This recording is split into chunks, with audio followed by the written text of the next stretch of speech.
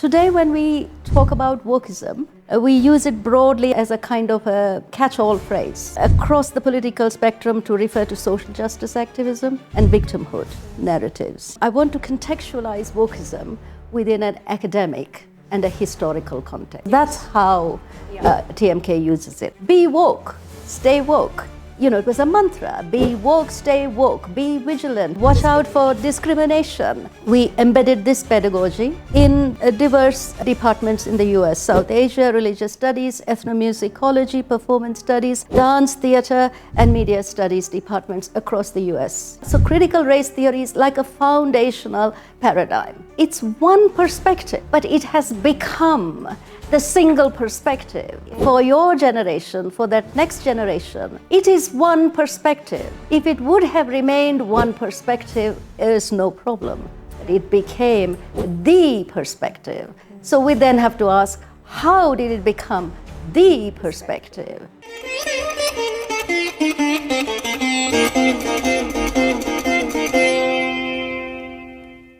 Namaste and welcome to Sangam Talks. We are joined by Dr. Avanti Meduri ji to discuss the wokeism crisis staring at us full throttle due to the controversy of T.M. Krishna's provocative statements, which have manifested itself in V. Srinivasan's petition moving the Madras High Court and now being heard in the Supreme Court of India. The speaker today has written a pivotal article in The Organizer, which was published on January 4th, clarifying these intricacies, named T.M. Krishna's Social Justice Wokeism Impact on M.S. Subbalakshmi's award controversy. Dr. Avanti Meduri ji is a well-known performance studies scholar, dance academic, dancer, actress, playwright and curator, and has received numerous national and international fellowships and awards for her work in the field of Indian performing arts. After more than 2 decades of teaching in reputed universities in the US and UK, Meduri took early retirement this year, relocated to her hometown in Bengaluru, and works as an independent arts and education consultant. Meduri received her PhD from the Department of Performance Studies, Tisch School of Arts, New York University in 1996. Her dissertation entitled Nation Woman Representation, The Sutured History of the Devdasi, and her dance explored the transnational legacies of dance pioneers T. Balasaraswati and Rukmani Dev Arundel within a colonial, anti-national and decolonial perspective. In the US, Meduri held visiting appointments in the World Arts and Cultures Department, UCLA, Department of Dance at Riverside, and Department of Performance Studies, Northwestern University, Evanston. In 2000, Meduri returned to India on a postdoctoral Ford Foundation Fellowship and set up the Center for Contemporary Culture in New Delhi. As academic director of CCC, Meduri curated the Rukmani Dev Arundel photo archive and presented it in India, Sri Lanka, Malaysia, Singapore, Australia, Japan, and the UK in 2003 through 2004. In 2004, Meduri took up appointment as a reader at the University of Roehampton, London, and founded the first global South Asian dance masters in all of UK and Europe. The research program attracted students from around the world and was recognized as a flagship arts initiative in UK dance higher education. Recipient of several national and international awards and fellowships, Meduri has numerous publications to her credit, including a book on Rukmani Devi Arundel, which has seen several reprints. She is currently working on a book on wokeism in Indian performing arts. Trained in Carnatic music, Bharatnatyam and Kuchipudi since childhood, Meduri realizes her creative work within the domain of arts and education. Her talking dance history performances, which engage with biography and history, have been presented in 3 countries of India, US, and UK over the last 2 decades. Meduri holds a senior fellow appointment at the University of Roehampton and is Equality, Diversity, and Inclusivity Officer for UK Dance in Higher Education. I welcome you, ma'am. Oh, thank you so much. Thank you for that lovely introduction, Ojasvi. Let me sort of contextualize how I got and provide some kind of a structure for what we will do over this hour.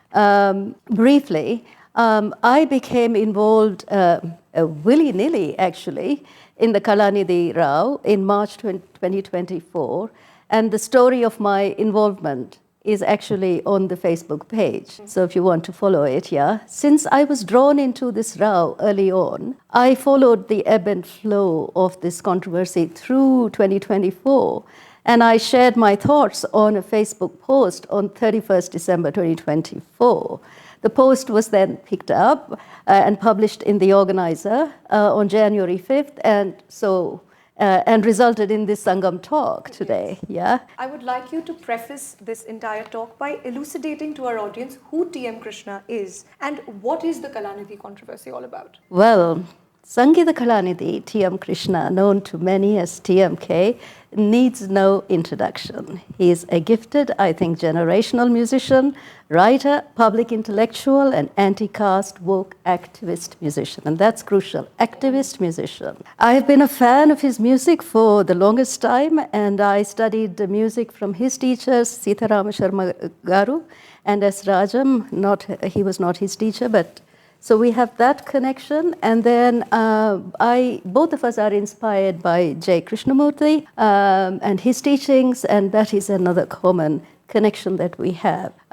Yet I must state clearly that I have been concerned about TMK's social justice activism for some time now, and premised really on a kind of a revolutionary concept that he threw out into the world.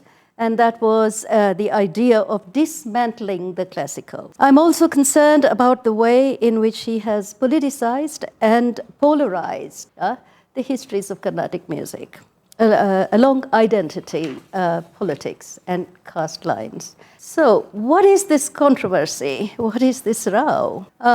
In August 2024, V. Srinivasan, grandson of the legendary musician M.S. Subbulakshmi, moved the Madras High Court to restrain the august body of the Madras Music Academy from conferring the Mirror Sangeeta Kalanidhi M.S. Subbulakshmi Award on TMK. Srinivasan contended that because TMK slandered MS's national image and reputation, it is improper that he received the Mirror MS Subbulakshmi Award instituted in her name. It makes sense. The row could have been settled with a graceful apology from TMK. Since this did not happen, Srinivasan was compelled to escalate the matter first to the attention of the Madras High Court and then to the Supreme Court of India. On December 16th, a division bench of the Supreme Court heard the case and passed an interim order stripping TMK of the Mirror Sangeeta Kalanidhi MS Subbulakshmi Award,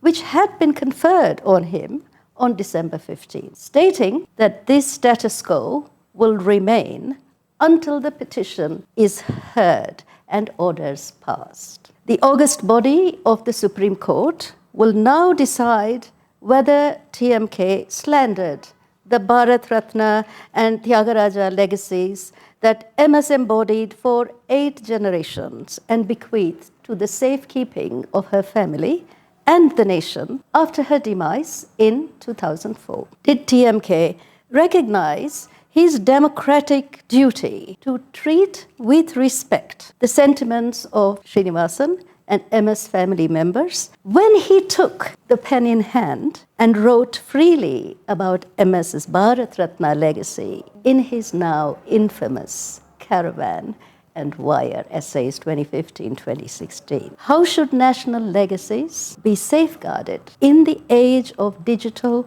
social media, political activism and wokeism? The Honorable Supreme Court will debate these questions, raised for the first time and on a scale unimagined in the history of Indian performing arts. Now, this is the case, yeah?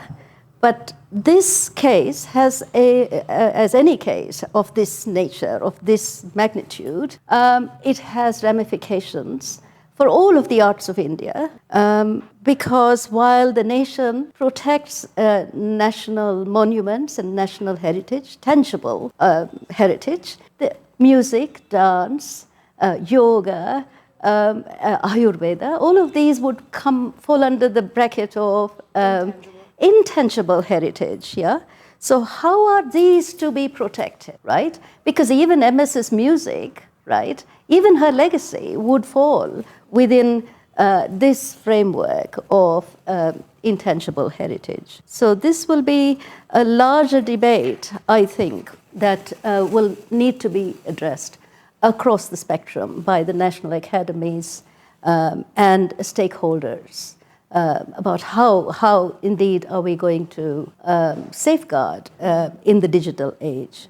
Yeah. That's quite moving, actually, the mention of how these arts are intangible. And it's no wonder that it is because of their intangibility that they're probably as timeless as they've been.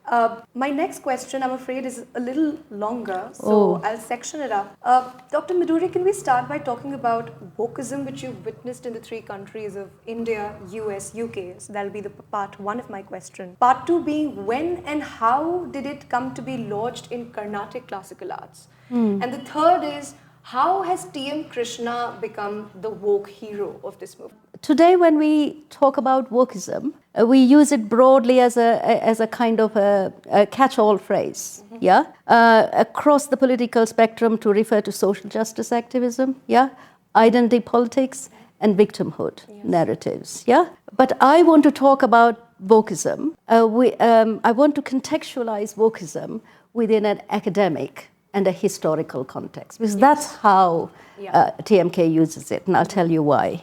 So TMK embarked on what I describe in the article as well as his Wake Up Carnatic Music and Classical Arts Social Activism project in the first decade of the 21st century.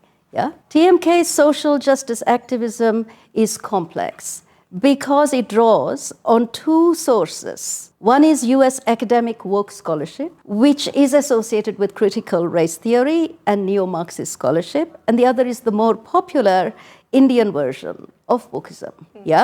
Both versions are premised on Brahmanical patriarchy and caste oppression. TMK's social justice activism is problematic because it distorted and politicized the civilizational, national, regional, diasporic, and global histories of Carnatic music along the axis of identity politics. And that's what we will discuss today. But let's just start with this wokeism and try to get our head around this monster. Yes. It's a serpentine dance, this woke dance.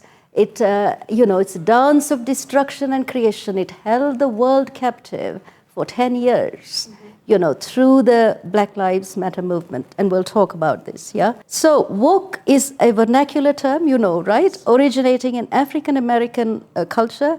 And it refers to being awake and alert to systemic forms of racial injustice and discrimination. Be woke, stay woke. You would have heard about this. This is the catchword. Watch out for discrimination.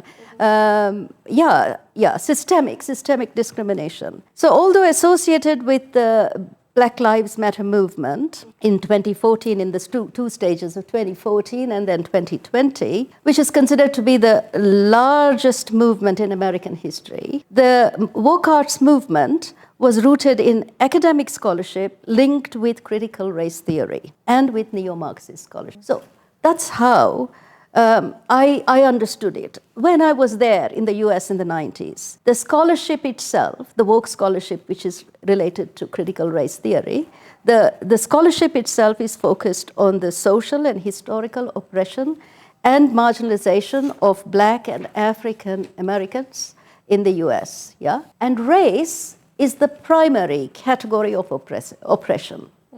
So this is what we study in critical race theory. And the sort of key buzzwords are not really buzzwords, they are really like large intellectual frames: oppression, oppressed, oppressor, oppressed, supremacist, supremacy, white privilege. These are the words around which this discourse developed. Critical race theory, and then later it'll become wokeism. Since I was a student in the Tisch School of the Arts at NYU, and then I became a professor at Northwestern University, Chicago, in the late 1990s, I was fully immersed in critical race theory scholarship. I and my generation of academics, my colleagues, we used critical race theory, Marxist and feminist and Indian subaltern scholarship to articulate a socio-cultural and political history for Indian performing arts. we embedded this pedagogy in diverse departments in the US, South Asia, religious studies, ethnomusicology, performance studies, dance, theater, and media studies departments across the US. Yeah, so critical race theory is like a foundational paradigm, right? You would study Indian history here, you'll study critical race theory in the humanities or in the social sciences. So that's what I learned, and that's how I understood being alert and awake to discrimination and systemic forms of oppression. In 2004, I took up my post at the University of Roehampton, London, and I set up the Indian and South Asian Arts Program, as you said, and I used critical race theory here as well. In London, I witnessed the transformation of the CRT scholarship. Here is where it becomes, I'm witnessing it transform, right, into a popular movement. And this I witnessed in the Brexit years in the UK. The woke term, which was specific to African Americans, is broadened at this time, and it came to stand for social justice causes, including LGBTQ rights. It became then imbricated in cancel culture ideologies, and then was exported to India and to the rest of the world, all over, right? Through the Me Too movement, yeah? So in the UK, there was a small little it's not a movement, but white lives don't matter. Brahmin lives don't matter. Tweets from, professors from universities, and then a movement around it, because we were all in social media in that time of COVID, right? So basically what's happening is that Brahmin supremacy and white supremacy begin to get conflated, right? Mm-hmm. So white lives don't matter, Brahmin lives don't matter. White supremacy, Brahmin supremacy. So there's this conflation. So then by 2018, these terms have now become widely dispersed. They're not in critical race theory. They're just like decontextualized, and they're floating and they're moving, right? So the term is coming here. Those terms from critical race theory are coming to India. And in India, Twitter CEO, I don't know if you remember this, Jack Dorsey found himself in a firestorm of a controversy after a photo shoot or photo placard that he held up at the Delhi event, holding a placard that read, "Smash Brahmanical Patriarchy." Oh, you know this? Yes. Yeah, "Smash Brahmanical Patriarchy," and it went viral. Yeah, and there was a huge controversy around it, as usual, and they said this is US deep state destabilizing India, US deep state sowing divisions, and then of course Dorsey and Twitter apologized for the incident, with Twitter's legal head saying it was not reflective of their views, but the phrase just caught on, right?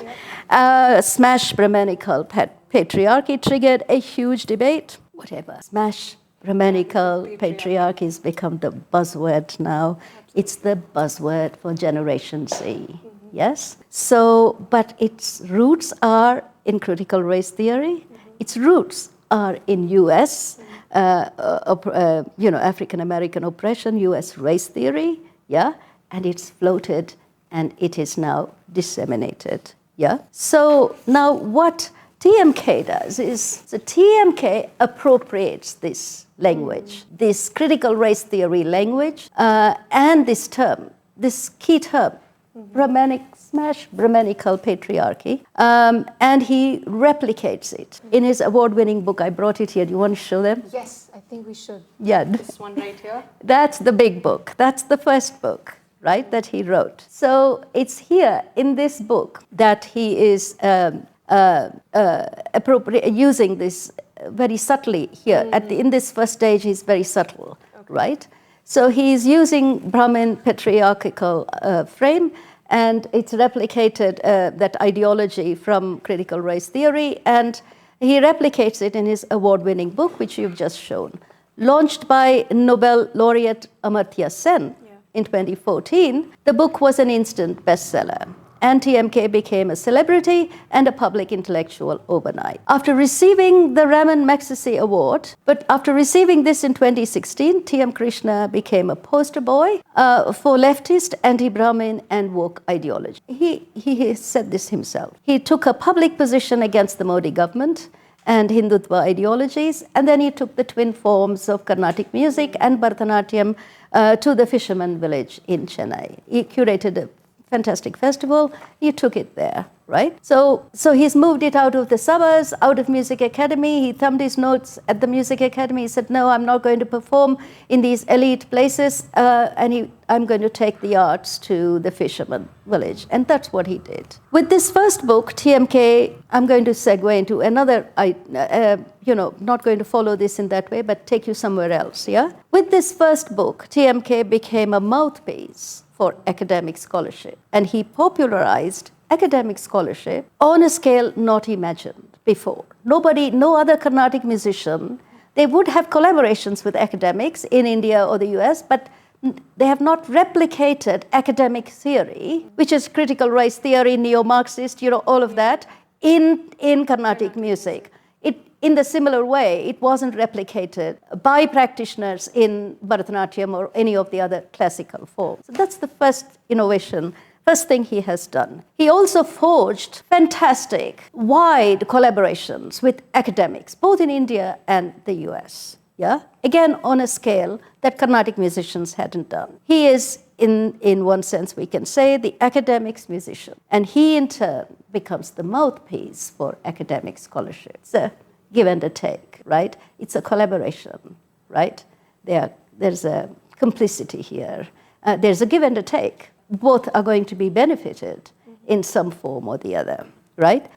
International collaborations like this, particularly US, have been the engine for development in Carnatic music and all of the arts, right? And in Carnatic music, one thinks immediately of the late John Higgins and the great scholar Milton Singer, and their links with the hereditary practitioners, Bala Saraswati and others, with Raghavan, in the Music Academy, and with the larger Carnatic community. So these international links with academia, this has always, was normal. It happened, right? So in 2018, dance pioneer Mark Morris, for instance, he is very well known, postmodern dancer, and he inaugurates the dance conference at Music Academy in 2018. And, everyone is quite happy with it. No questions asked, because the collaborations, it's a long history of collaboration, right?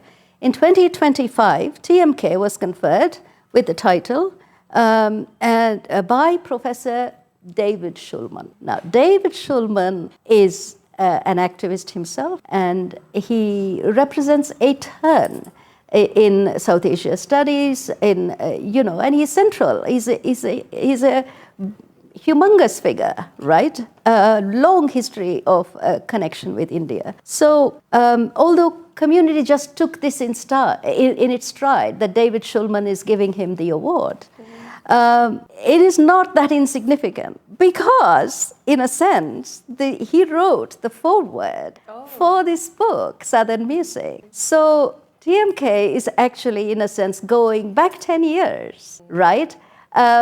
When he receives the award from him, yeah?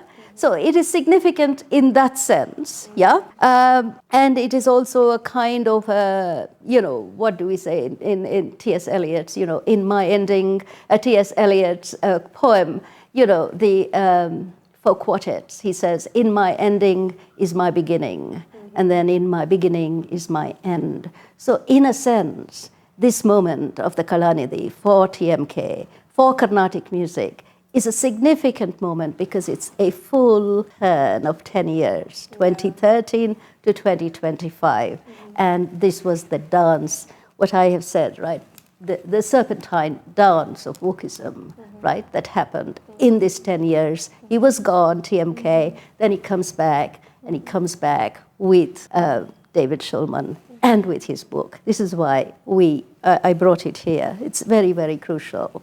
It's quite interesting how you talk about academic wokeism and how maybe it's time that we started smashing academic wokeism and also stay awake and stay alert to Well done. how those appropriations are manifesting themselves in important academic institutions, like disturbing and inaccurate sayings like smashing Brahminical patriarchy, making it to institutional walls and in the form of graffiti. Which brings me to the question that what are the perks of having a misguided understanding of this culture, which is being forwarded by T.M. Krishna's book and the many inflammatory statements that he makes. Yes, it's especially in the academic realm. yeah. So it's one perspective, but it has become the single perspective. You see, that's the problem. Yeah, in terms of fame and yeah, money. it's the dangers of the single story. For your generation, for that next generation, it is one perspective. If it would have remained one perspective, there is no problem. But it became the perspective. So we then have to ask, how did it become the perspective? Yeah, and I liked what you said. You see, there's a map, there's a Carnatic music map. What T.M. Krishna has done, I'm picking up on the metaphor of the graffiti. That's basically what he's done. He shaded and scratched, and there's a map. There's a map that for 150 years, if the revival started in 927, right, or 100 years at least, 150 years, he scratched the map. And now we have to deal with the scratching, I mean, when the graffiti is taken away from the walls, it still does leave a stain. But anyway, I mean, I don't want to dwell, but that's basically what it is. There's a map, a collective map. I mean, let's call it the map of India or any map, right? There's a map. He's colored it, he shaded it, and he scratched it, So, I mean, it's a humongous task, the scratchings, to take them out. Or to understand them, right?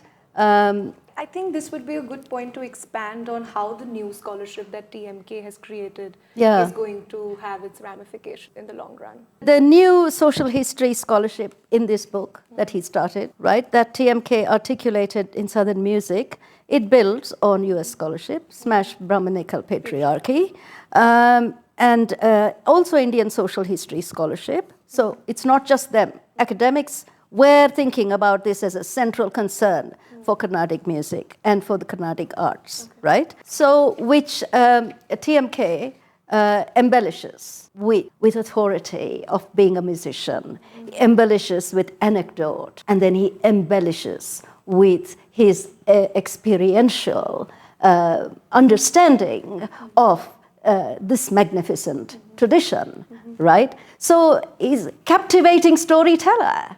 Right? He has all the power and he uses it, but he builds it on academic scholarship.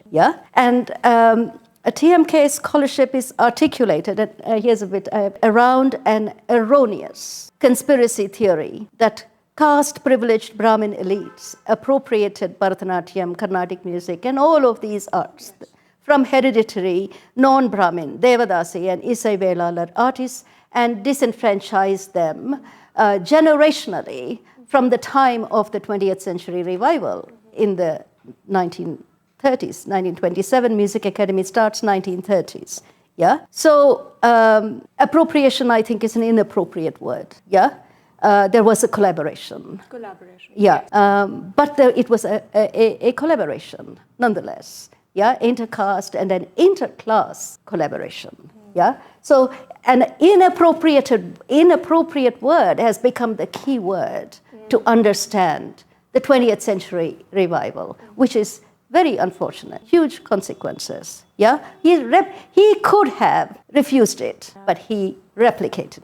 And then it's replicated in all of his other works. It stands at the heart of his scholarship as a central concept. So at the heart of the scholarship is caste supremacy, and historical injustice, right? That was inflicted upon hereditary practitioners, generationally. These are sapling ideas in this book, but they get fleshed out in his talks, right, in his next writings, and I mean, in 10 years, he's consolidated this as a fact, you see, and there has been no counter, right? A counter is a collective counter, right? This could not happen. So you guys will have to understand, we also have to, why couldn't a counter be marshaled, right? To this? Why couldn't we correct this, right? Why couldn't we stop it then? Why are we picking up the pieces now? This theory doesn't hold because for 100 years, I know in Bharatanatyam and in the classical arts, there was a collaboration that was unequal, right? But it was nonetheless a collaboration with the teachers, male teachers, right?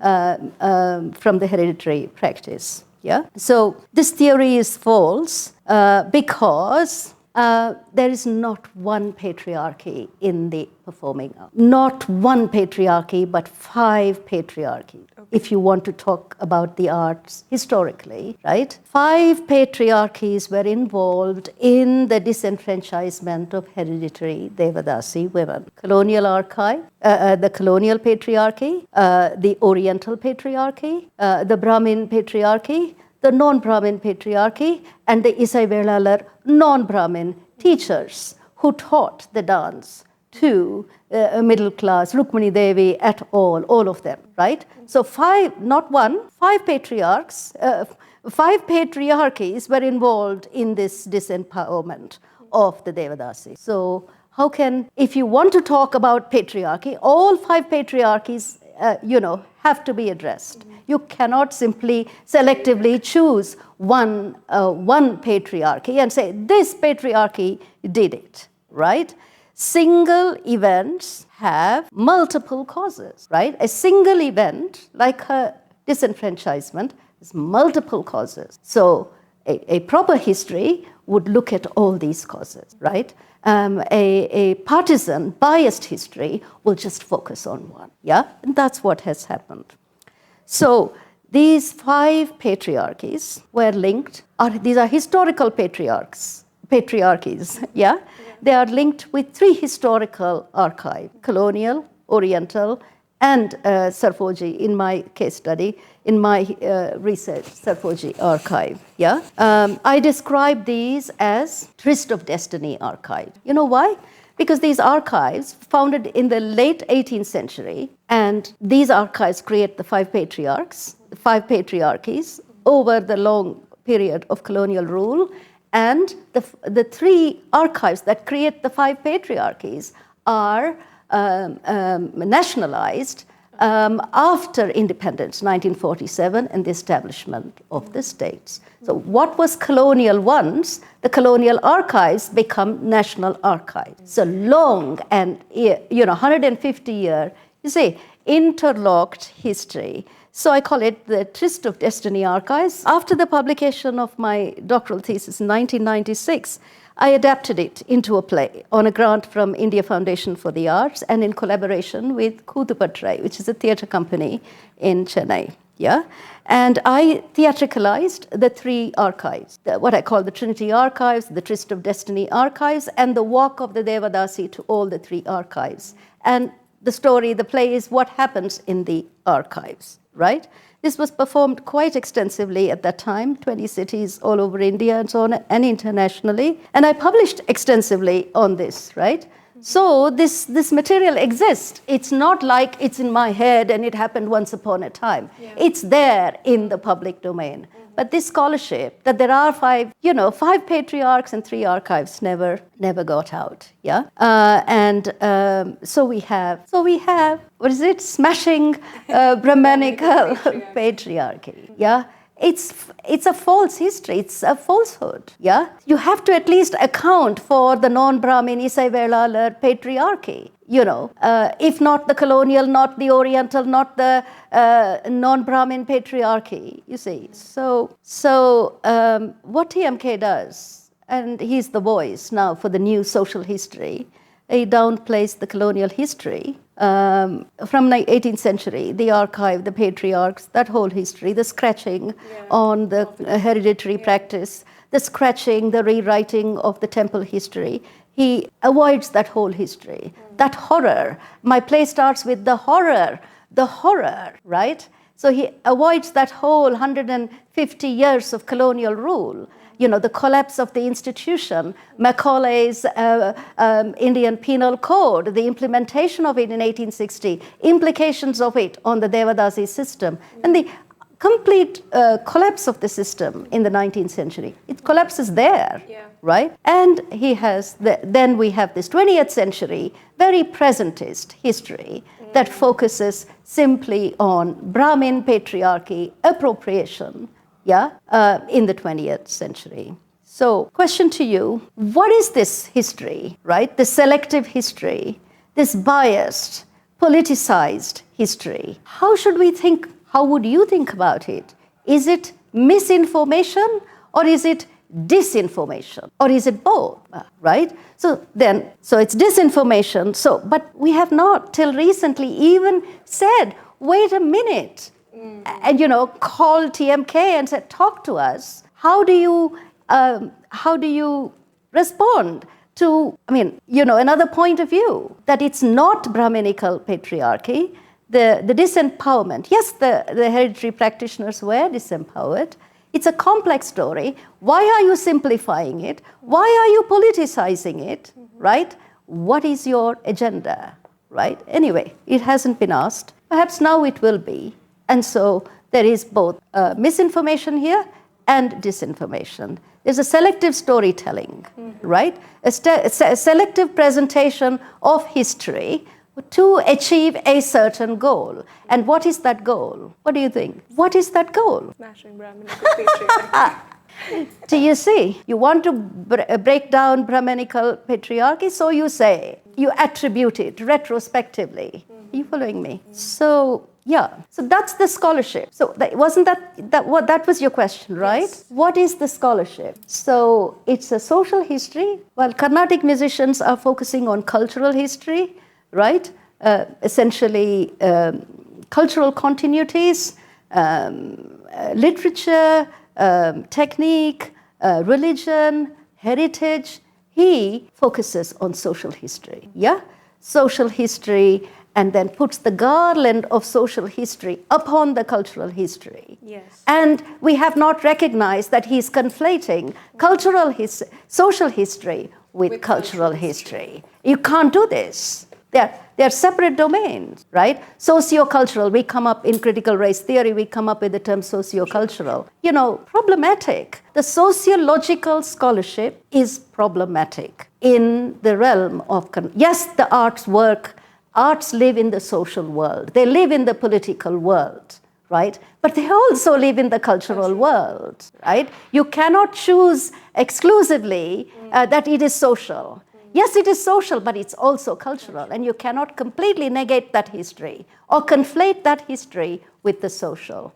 That's what has happened. I think it's what I pick from that answer is that neo-presentism and cherry picking is the central strategy for forwarding woke ideas. And what that brings me to is the question that through the issue of TMK, we are faced with the revelation of wokeism infecting the Carnatic Music Society as well as the traditional Indian performing arts, and doing so by misrepresenting legends like M.S. Subbulakshmi and Tyagaraja's heritage. So please shed light on that. What are TMK's motivations to create such unpleasant and unnecessary activism in the space of venerated arts, especially when you said that there is absolutely no need at this point to conflate social history with cultural history. So what are his motivations then? He says we need to dismantle the classical. And this, I think, is around 2018, 2019, right? He puts out a soundbite saying the classical is a hoax. And the understanding there is classical is a hoax, let's dismantle. And then other academics join up with this and say we have to dismantle the classical. So that becomes a buzzword, dismantling the classical. Classical is a hoax. The Indian classical is a hoax, right? So, I think we can stay with that and say, why does he say this, do you think, right? Why does he say that the classical is a hoax? This word, this weaponization of language. He just puts out this word, dangerous word, right? Classical is a hoax. So he says it. Why does he say it? Does he say it to provoke? Does he say it to dismantle iconic legacies of the nation, including MS, people, institutions, the Act, 1947 Act, the National Academies, right? What is the reason, right? Why is TMK targeting the classical? Yeah, he targets the classical arts because these are national forms and they are associated with civilizational histories of Hinduism, the socio-political and cultural modernity of the Indian nation state, national academies, the constitution, right? The 1947 Devadasi Act and the academies, and linked complexly with the Indo-US migration history. This is why. This little capsule of Indian classical performing arts is a small capsule, is a small little world in the nation space, right? He targets this because this small capsule encapsulates all of it, right? If it didn't encapsulate, I don't think he would target, yeah? So, and TMK's objective here, so that civilization, it's linked to Tyagaraja, Dikshitar, Shama Shastri, Bhakti, all of that, right? Political modernity means post-nation state, post-Nehru, right? So, and then migration. So it's a small world, but a large fabric of the Indian nation is captured in the classical art, right? So when Bala Saraswati died, they said the whole world was in her hand. The whole world of civilization, right? Wherever you want to start it is in the art, embodied. Yeah. So I think that's why he targets, because he knows it as a practitioner.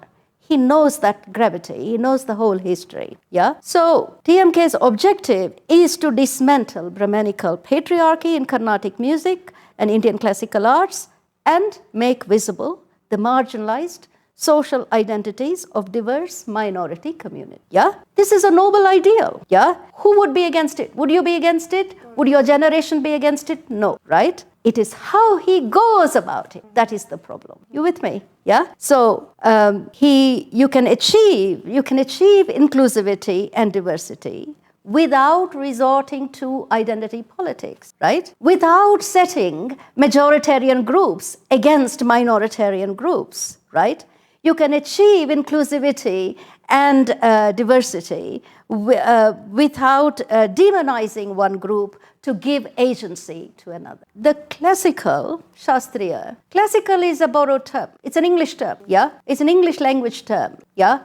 Prior to 1927, when the Music Academy was founded and when the whole classical idea was, really consolidated in English, yeah, in English, it was known as Shastriya Sangeet, right? There was a classical. It was not called classical and was never affirmed as such. Yeah. So the classical was created and constituted and shaped. Yeah. It was the English language classical was created through the intervention of the Madras Music Academy in 1927. To divorce it from its root. Yeah, to make it into an art form, right? To make it first into an art form. This is modern. This is a modern intervention, right? But you have to still create. The classical is continuous with the past. And through the Guru Shishya, Paramparas, through the hereditary practitioners, that's how the classical is created, right? It's created in two moments. One in 1927, when the Music Academy starts, when they really deliberate on all of this. What is classical, right? The Shastriya was there, but they want to constitute a new modern English language classical, right? And again, that project is completed, consolidated in the 1950s, yeah? And many generations were involved in this, yeah? Brahmin, non-Brahmin, and international communities. So the story of the making of the classical is still not written. It still needs to be written, in a modern kind of way, right? So there were so many investments in this, generational investments, right, in shaping the classical, right? And so if someone suddenly comes along and then says, to all these generations, the classical is a hoax, we need to ponder that question.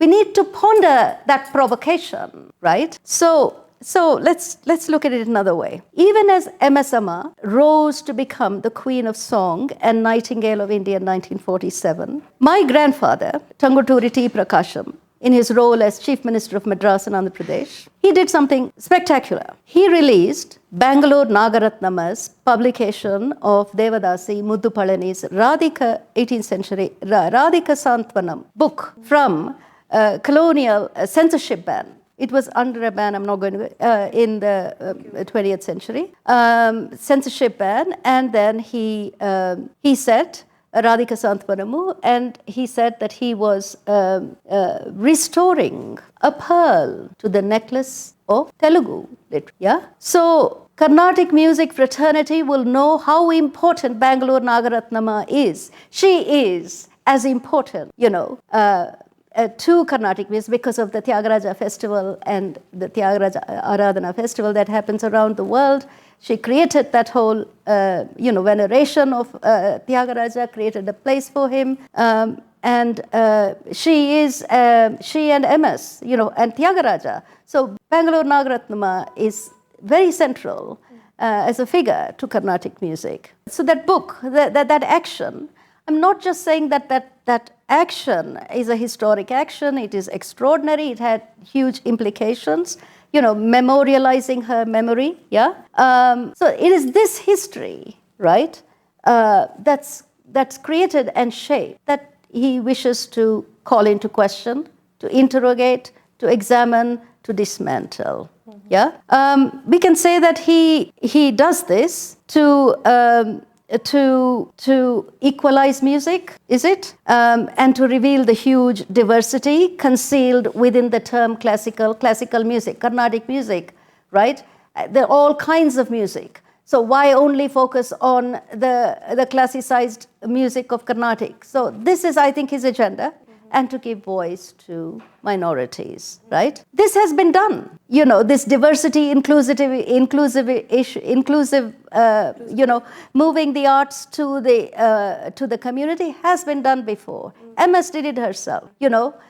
She's the first woman to receive the Magsaysay Award in 1974, and it is for her devotional, the reach of her devotional songs, the reach of her philanthropy, right? That she gave away all the money that she earned, in public causes, right? So this notion of inclusivity, diversity has always been at the center of Carnatic music. Other musicians, Chitraveena, Ravi Kiran, and so many others have done these, especially after 1970s, Spick McKay and so on.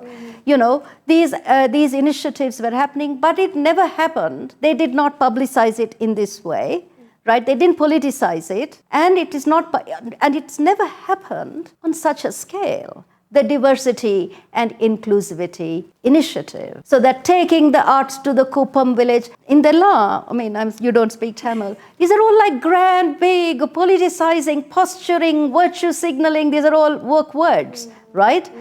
Grand, it's a grand thing to do, to take Carnatic music to the fisherman's village.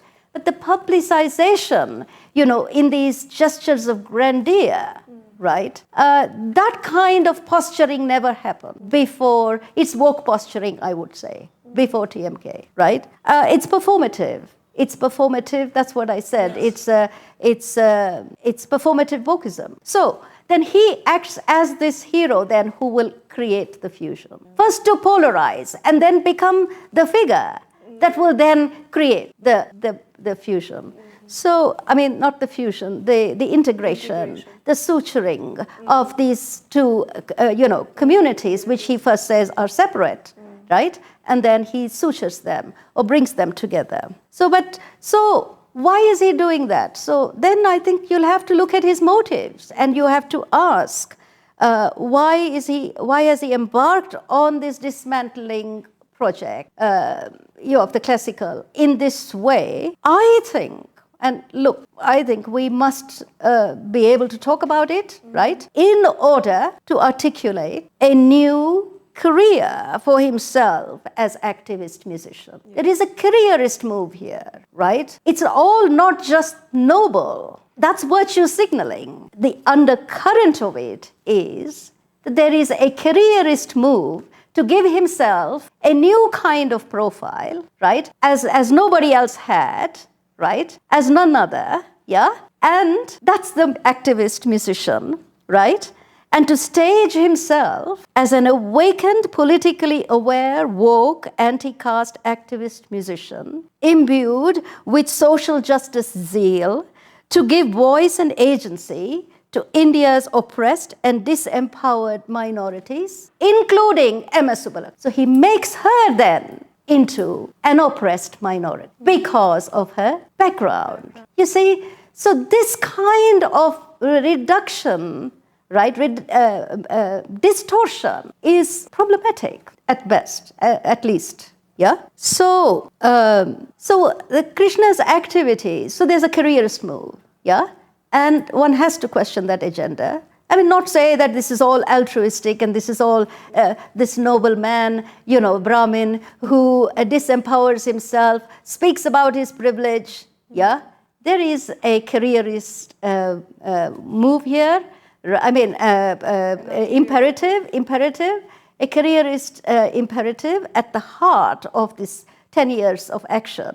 Yeah. While this kind of action of giving voice to, amplifying minorities was celebrated in the first, during the woke period in 2014 and up until to 2020, it is now being questioned seriously in academia, right?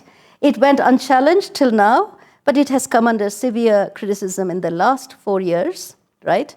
Not from the political right, not from right-wing practitioners, writers, but from the traditional left. These academics are faulting now in the last 3-4 years the woke movement, right, for its misguided social activism, for its dogmatic political ideologies, and insincere and dishonest, sorry to say it like that, but disingenuous use of minority identities and culture for personal advantage, right? So philosopher Susan, I'm reading her book.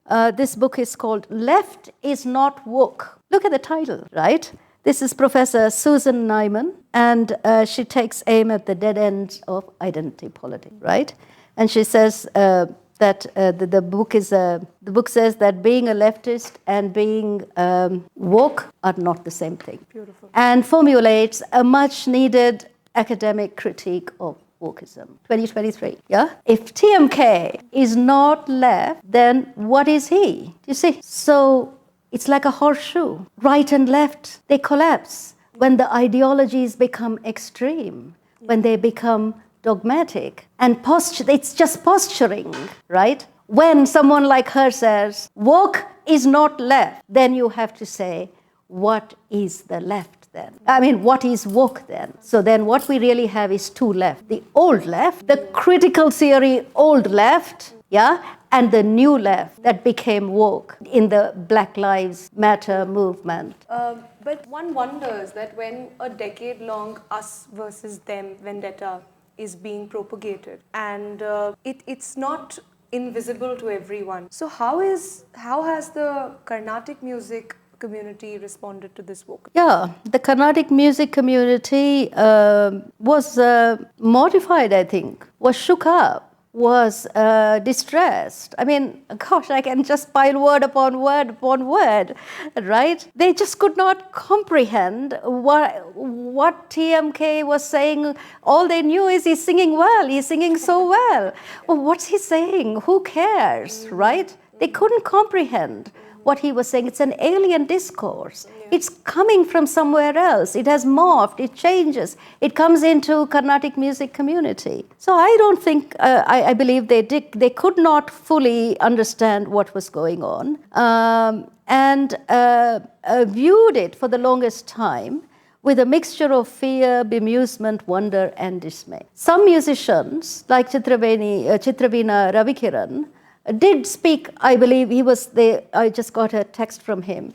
He was the first to speak about this in 2013, say he was able to sense it, So, and he spoke about it, but it's a lone voice. Then again, Palghat Ramprasad spoke about it's a lone voice, right? And then while a group of thinkers and writers and critics challenged TMK's misrepresentation of MS and Tyagaraja's legacies in 15, 16, I think it would be safe to say musicians ignored his provocations for the most part. And they indulged him in the name of freedom of speech and solely because he is a talented musician. That is what has changed. 10 years has passed. And then suddenly we hear last year in 2024, a new tremor was heard by some of us, right, in the ground of Carnatic music after the announcement of the Kalanidhi Award in March 2024. Eminent musicians Ranjani and Gayatri, Palghat Ram Prasad, Dushrant Sridhar, Vishaka Hari, Trichur brothers, Arjun Kumar and Chitraveena Ravikiran objected to the conferment of the Kalanidhi Award on TMK. Chitraveena Ravikiran and Palghat Ram Prasad returned their Sangeeta Kalanidhi Award. Now, those are big action, yeah? And all of them, now they are coalescing. 7 people are saying this together. So they protest and then they say, on the ground of Carnatic music, and they say that TMK had falsely politicized Carnatic music community along caste divides. And their dissent is noteworthy because the music fraternity typically shuns and avoids public confrontation. I too aired my views on the Kalanidhi matter in a YouTube interview in March 2024, and a global solidarity statement signed by over 40 influential academics was circulated to silence my dissent. All of this story is on my Facebook page. This is when I realized that TMK is supported by a US left-leaning progressive academic community with deep pocket, yeah, and a populist, progressive, national, regional community, right? So, so as you said earlier, whatever critique has got to take seriously the academic scholarship, right, which is the ground on which he articulates his scholarship, right? And I think the Supreme Court petition is really the first attempt at calling TMK to account, right? To ask, the SC petition is asking him to stop and explain to a global and a national Carnatic music community why he is doing what he is doing, yeah? It's a moment of reckoning, as I was just saying, right? Yeah. And every moment of reckoning is a moment of beginning. It's a moment of ending.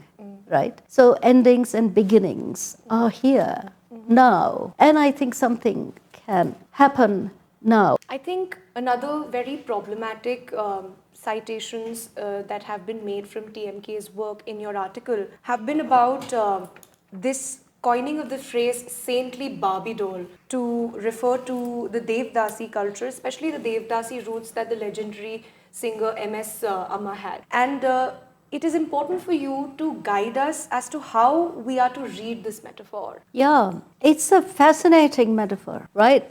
Just let's go off the tab of the book here and think about it. Saintly Barbie doll. There is no such thing, right? A Barbie doll, Barbie doll is not even of Indian ethos or origin, right? It's a white doll, right? Barbie is white. And this is what he's asking you to think. This is the problem with that metaphor or this phrase or this encapsulation, right? So Barbie is white. It's a doll. So you have saintly, so Barbie, and you have doll. All three are weaponizing words, right? She's a doll. What does that mean? She's a puppet. She was manipulated. What was that agency? If she had any, he says he wants to give agency to women and to MS, and he wants to speak about the agency. So if that was the case, why does he make her a doll, right? So doll as a no agency, a puppet, manipulated. Then Barbie, white, and then saintly, because the Magsaysay Award is how she exalted the devotional, made it reach out to millions across the world. Yeah. So her deification as the musician who carried Saraswati in her throat. They said when she sang even in the beginning, 1930, with her mother playing tambura. That's the sort of idea that they had. That was the kind of perception that she generated in the audience. So she was saintly. So he's calling, he's tarnishing, he's questioning that saintly heritage, yeah, her bhakti, her devotional aspects. He's also questioning Tyagaraja. So this is what we call punning or double speak, right? Double entendre. That is, there's a double meaning to everything. The saintly doll has a double meaning. The saintliness has a double meaning. Tyagaraja herself. Then the Barbie, the doll has a double meaning, right?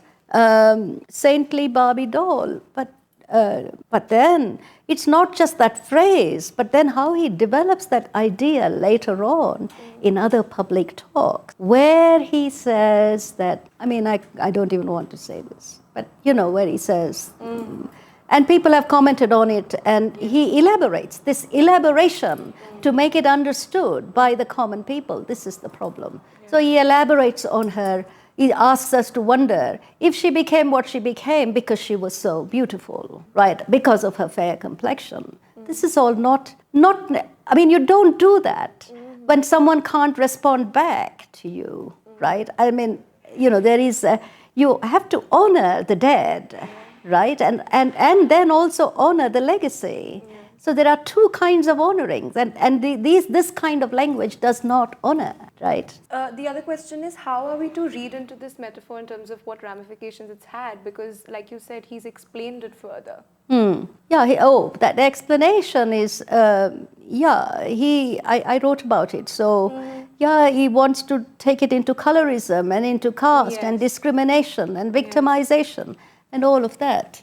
But I think the worst part that he says there is that she distanced herself, from her Devadasi roots. And that's a falsehood. That's a falsehood because she maintained relationships with, I know from my own work with Bala Saraswati and so on, with T. Brinda and Bala Saraswati families through a long and distinguished career. Yeah, she maintained roots with connections with Madurai, they say, the biographers, right? And most importantly, historically, she was part of the 1940s Tamilisai movement, where they wanted to bring back Tamil songs into Carnatic music tradition. And she took a firm, staunch position at that time, along with Sadashivam, and opposed the Music Academy and joined hands with the Tamilisai movement and created, along with Sadashivam,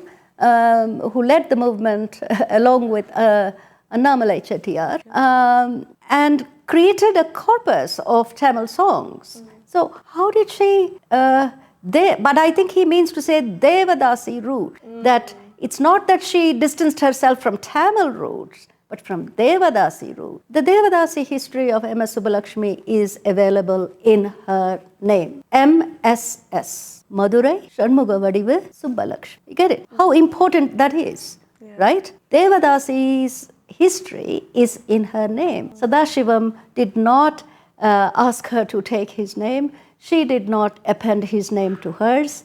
She stayed with her mother's, with the name of the town, her mother's name, and her own name, right? And she rose in that authenticity of her given cultural history, to MSS. That is, in the identity of her name and her voice given to her by her mother. And she rose like the mythical phoenix from the ashes of her name and history to become the song of India, to become the nightingale, right? And to become MS Amma inclusive. The entire history of her legacy, right, is in her name, in her voice and in her name. That's another way to think this legacy. When you would say she's not divorced at all from her Devadasi roots, because if Devadasi roots means DNA, the sound, what can be more DNA-ish, right? than the sound that's linked to what you're given. Yeah. So, and her father was Subramania Iyer, who was a Brahmin. So why is he making these roots of hers pure Devadasi when these were hybrid roots anyway? So you see, there is a caricaturing, there is a selective misrepresentation to do something, to politicize. Right? That's a falsehood. That's a falsification. By falsifying, by going into a personal history and falsifying the personal history. Yeah. So that's unacceptable. I think this brings us to a very important segue. Another dimension of MS Amma's legacy, or at least gatekeeping it, has been something that the family has to do. So what has their response been to this whole conundrum? Oh, again, see, that's a very good question because, well, yeah, so 2023 was the petition. There is, like any family, there are disagreements. Some have said this is a storm in a teacup, and one of the relatives has said it's a waste of the court's time, which I think is quite silly. But I think the majority of the family believes that this he needs to be challenged on this matter of slander, so yeah, I think that's and the community feels that you can't just let it go, because it's like T.M. Krishna writes, right? He writes. It's like that Khalil Gibran thing. He writes and then he moves on and he moves on. Right? So he says something and then he moves on, but then there is a damage, right? And I think the family have a right to call him to account on this. So. Very true. If your article had to be sectioned, I believe that there are 3 principal points that have been raised about historical and political misrepresentation. We've discussed the Saintly Barbie doll, but can you provide some details on these hoax allegations that TMK has made, as well as the second being MS as the oppressed victim of Brahminical patriarchy, and how she distanced herself from her Devdasi roots? So please enlighten the audience on these 2 pointers, as you have, but I think it requires some more elaboration. Yeah, the hoax is a really outrageous comment. Yeah. Right, because she was actually MS Nagaratnama, Balasaraswati, all of these women were exceptional Devadasis. They're allegories, I think they're allegories of the nation. And MS stands for so many things for so many people. Devadasi history, national history, regional history, global history, nation-state history, political history, cultural history, aesthetic history. People, she's that kind of a, that's why Bharat Ratna, that's why she's such an iconic figure. So to call then her a hoax, but then he didn't. You've read my article, yes, he didn't. He makes someone else call her a hoax, and then he provides all the reasons, right? To substantiate the argument, and then it goes into the world. And the argument is, somebody else's statement is fully substantiated by TMK. It's very clever, very clever. She's to call her a hoax would mean to call into question the entire 20th century history of Carnatic music. That it's all a fabrication, right? So that's the problem. In your article, you've mentioned, and I quote, TMK decided to sing the Sudandiram Vendum, freedom song composed by eminent writer Perumal Murugan, which extolled the constitutional right of citizens to speak their mind fearlessly. End quote. Clearly, he wishes to present himself as a gatekeeper of democracy. But then this raises a question, which is quite important. Is freedom of speech absolute? What are the limits, and how do we think about it? Really fantastic. That is what the song also made me think about. Right? Because nowhere in the song, and he sang it so beautifully, nowhere in the song does Perumal Murugan mention limits.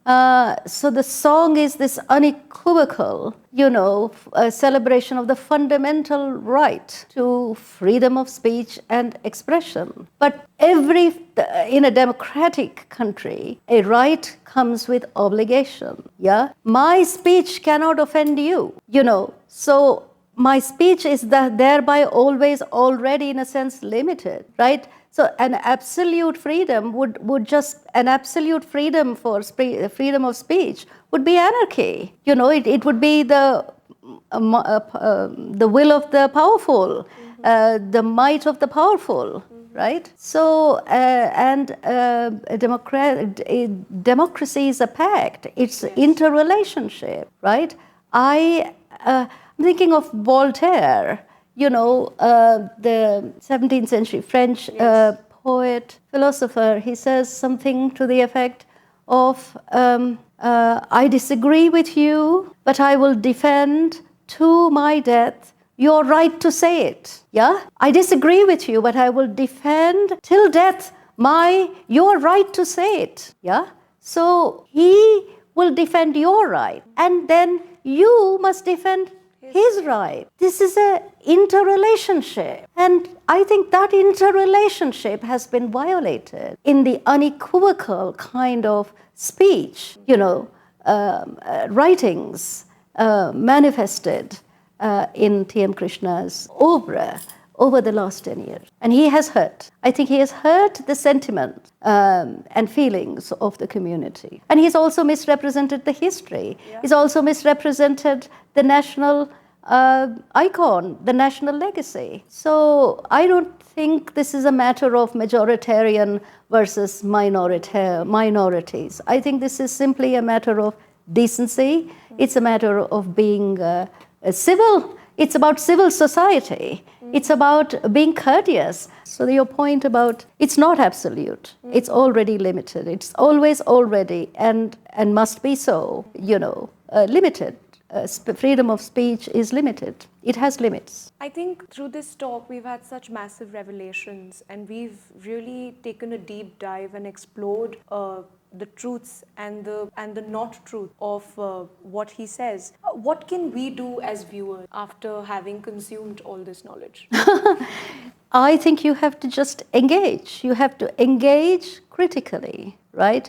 You shouldn't be seduced into cult-like articulations, right? I think you should just engage critically and seriously and question wokeism, for instance. Yeah, when you see it, and you must ask the question: Hey, who's speaking? Who's speaking? Why? How? Yeah. Why? Who's gaining here, right? Are the minorities really gaining? Are we simply celebrating them, right? What is it they need? They need to move forward, right? To prosper economically, right? So what is all this sort of rhetorical celebration of minorities doing? So those are the kind, who is speaking? Why? How? Who is enabled? Questions of power. I think this is what I think you should look at. And you should be you should be asking as viewers. And I think now we know that it's very, very, in this case, we know that it's very important to hold on to fact, right? Because the wokerati distort the facts. So you need the facts, and so you must ask for facts, you must get the facts, right? And take back the power you have given away to authority figures, cult-like figures, to tell you what is the truth, right? You yourself can find out what is the truth, and you must ask for it, I think. And when you do that, you will see how marvelous the world is in its multiplicity and its heterogeneity. So you must take the responsibility to engage critically and seriously. I think all the points that have been put, the most beautiful takeaways that have actually been how the cultural preservation that Carnatic arts try to do is being stained by discussion of social history on platforms where they can be avoided. Another very beautiful thing that ma'am said was how the Indian performing arts are a tiny capsule that encapsulates everything. Thank you very much, ma'am, for entertaining our questions. It's been insightful, but it has also been a very important alarm bell to discuss all the percolation of wokeism, which is adulterating the performing arts, the very same which have preserved our history and culture resiliently through the invasions, the colonization, and the brainwashing.